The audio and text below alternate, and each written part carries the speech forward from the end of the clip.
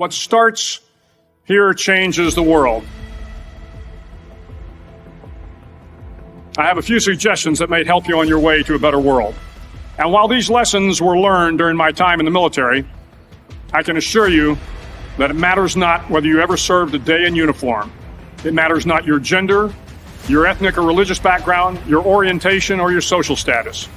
Our struggles in this world are similar, and the lessons to overcome those struggles and to move forward, changing ourselves and changing the world around us, will apply equally to all. So here are the 10 lessons I learned from basic SEAL training that hopefully will be of value to you as you move forward in life. Every morning in SEAL training, my instructors, who at the time were all Vietnam veterans, would show up in my barracks room, and the first thing they'd do was inspect my bed. If you did it right, the corners would be square, the covers would be pulled tight, the pillow centered just under the headboard, and the extra blanket folded neatly at the foot of the rack. It was a simple task, mundane at best, but every morning we were required to make our bed to perfection. It seemed a little ridiculous at the time, particularly in light of the fact that we were aspiring to be real warriors, tough, battle-hardened SEALs. But the wisdom of this simple act has been proven to me many times over. If you make your bed every morning, you will have accomplished the first task of the day. It will give you a small sense of pride, and it will encourage you to do another task, and another, and another. And by the end of the day, that one task completed will have turned into many tasks completed. Making your bed will also reinforce the fact that the little things in life matter. If you can't do the little things right, you'll never be able to do the big things right. And if by chance you have a miserable day, you will come home to a bed that is made, that you made. And a made bed gives you encouragement that tomorrow will be better. So if you want to change the world, start off by making your bed.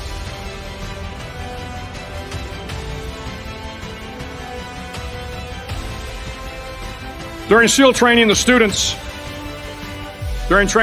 are all broken down into boat crews. Each crew is 7 students, 3 on each side of a small rubber boat, and 1 coxswain to help guide the dinghy. Every day, your boat crew forms up on the beach and is instructed to get through the surf zone and paddle several miles down the coast. In the winter, the surf off San Diego can get to be 8 to 10 feet high, and it is exceedingly difficult to paddle through the plunging surf unless everyone digs in. Every paddle must be synchronized to the stroke count of the coxswain. Everyone must exert equal effort, or the boat will turn against the wave and be unceremoniously dumped back on the beach. For the boat to make it to its destination, everyone must paddle. You can't change the world alone. You will need some help. And to truly get from your starting point to your destination takes friends, colleagues, the goodwill of strangers, and a strong coxswain to guide you. If you want to change the world, find someone to help you paddle.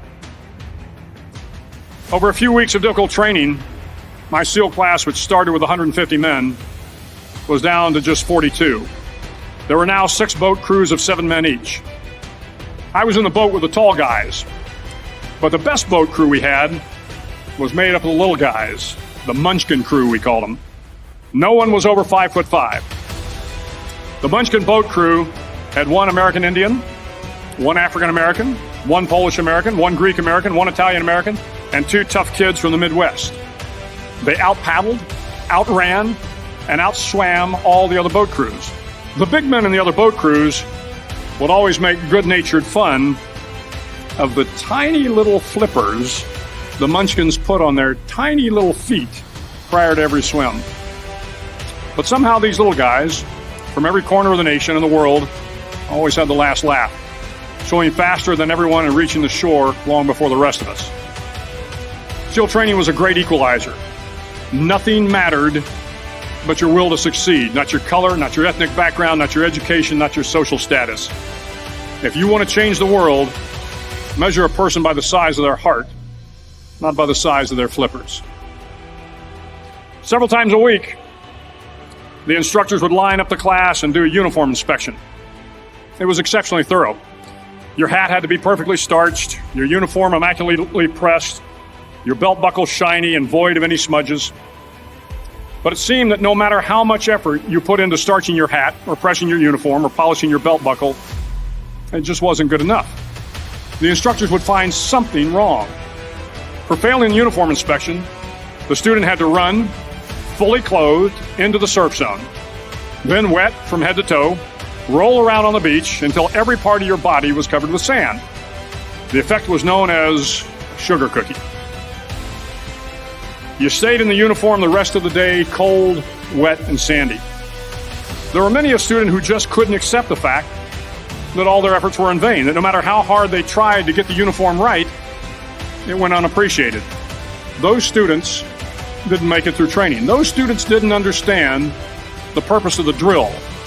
You were never going to succeed. You were never going to have a perfect uniform. The instructors weren't going to allow it. Sometimes, no matter how well you prepare or how well you perform, you still end up as a sugar cookie. It's just the way life is sometimes. If you want to change the world, get over being a sugar cookie and keep moving forward. Every day during training, you were challenged with multiple physical events, long runs, long swims, obstacle courses, hours of calisthenics, something designed to test your mettle. Every event had standards, times you had to meet. If you failed to meet those times, those standards, your name was posted on a list. And at the end of the day, those on the list were invited to a circus. A circus was 2 hours of additional calisthenics, designed to wear you down, to break your spirit, to force you to quit. No one wanted a circus. A circus meant that for that day, you didn't measure up. A circus meant more fatigue, and more fatigue meant that the following day would be more difficult, and more circuses were likely. But at some time during SEAL training, everyone made the circus list. But an interesting thing happened to those who were constantly on the list. Over time, those students who did 2 hours of extra calisthenics got stronger and stronger. The pain of the circuses built inner strength and physical resiliency. Life is filled with circuses. You will fail. You will likely fail often. It will be painful. It will be discouraging. At times, it will test you to your very core. But if you want to change the world, don't be afraid of the circuses. At least twice a week, the trainees were required to run the obstacle course. The obstacle course contained 25 obstacles, including a 10-foot wall, a 30-foot cargo net, a barbed wire crawl, to name a few. But the most challenging obstacle was the slide for life. It had a 3-level, 30-foot tower at one end and a 1-level tower at the other. In between was a 200-foot-long rope.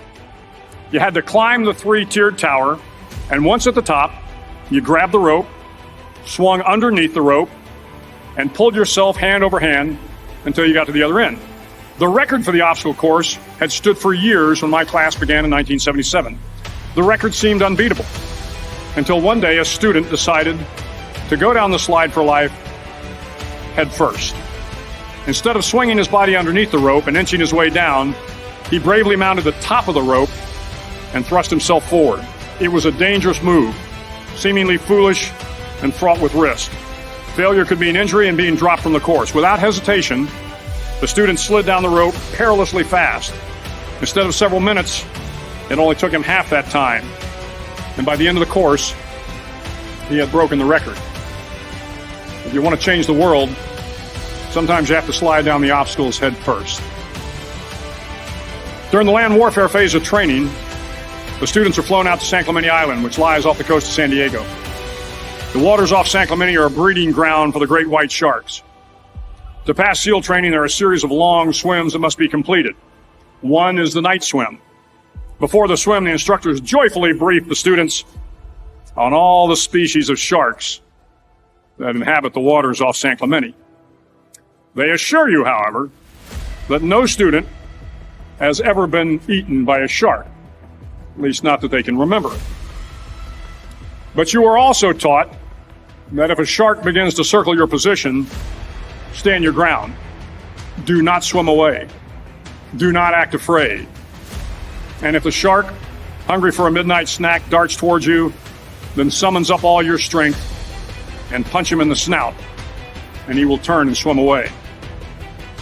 There are a lot of sharks in the world. If you hope to complete the swim, you will have to deal with them. So if you want to change the world, don't back down from the sharks.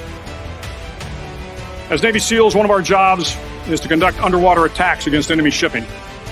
We practice this technique extensively during training. The ship attack mission is where a pair of SEAL divers is dropped off outside an enemy harbor and then swims well over 2 miles underwater, using nothing but a depth gauge and a compass to get to the target.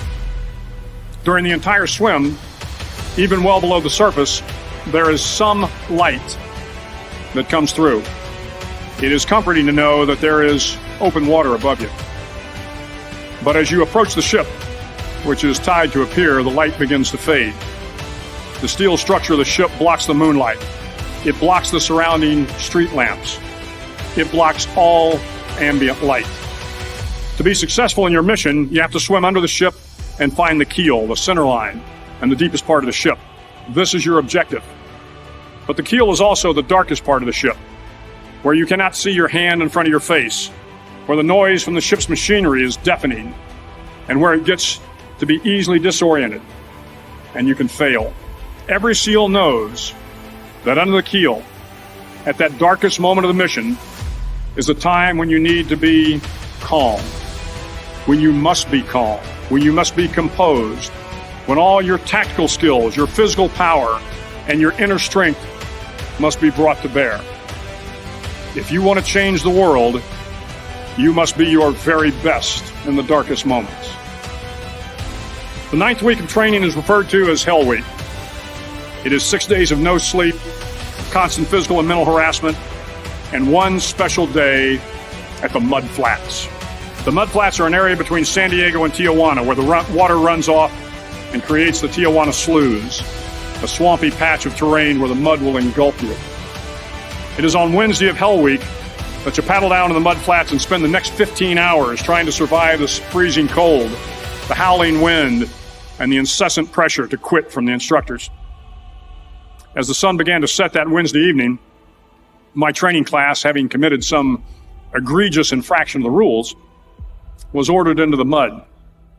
The mud consumed each man till there was nothing visible but our heads. The instructors told us we could leave the mud if only 5 men would quit. Only 5 men, just 5 men, and we could get out of the oppressive cold. Looking around the mud flat, it was apparent that some students were about to give up. It was still over 8 hours till the sun came up. 8 more hours of bone-chilling cold. The chattering teeth and the shivering moans of the trainees were so loud, it was hard to hear anything. And then one voice began to echo through the night. One voice raised in song. The song was terribly out of tune, but sung with great enthusiasm. One voice became 2, and 2 became 3, and before long, everyone in the class was singing. The instructors threatened us with more time in the mud if we kept up the singing, but the singing persisted, and somehow the mud seemed a little warmer, and the wind a little tamer, and the dawn not so far away. If I have learned anything in my time traveling the world, it is the power of hope. The power of one person, a Washington, a Lincoln, King, Mandela, and even a young girl from Pakistan, Malala. One person can change the world by giving people hope. So if you want to change the world, start singing when you're up to your neck in mud. Finally, in SEAL training, there's a bell. A brass bell that hangs in the center of the compound for all the students to see. All you have to do to quit is ring the bell. Ring the bell, and you no longer have to wake up at 5 o'clock. Ring the bell, and you no longer have to be in the freezing cold swims. Ring the bell, and you no longer have to do the runs, the obstacle course, the PT, and you no longer have to endure the hardships of training. All you have to do is ring the bell to get out. If you want to change the world, don't ever, ever ring the bell. It will not be easy. Start each day with a task completed. Find someone to help you through life. Respect everyone. Know that life is not fair and that you will fail often. But if you take some risks, step up when the times are the toughest, face down the bullies, lift up the downtrodden, and never, ever give up. If you do these things, the next generation and the generations that follow will live in a world far better than the one we have today. And what started here will indeed have changed the world for the better. Thank you very much.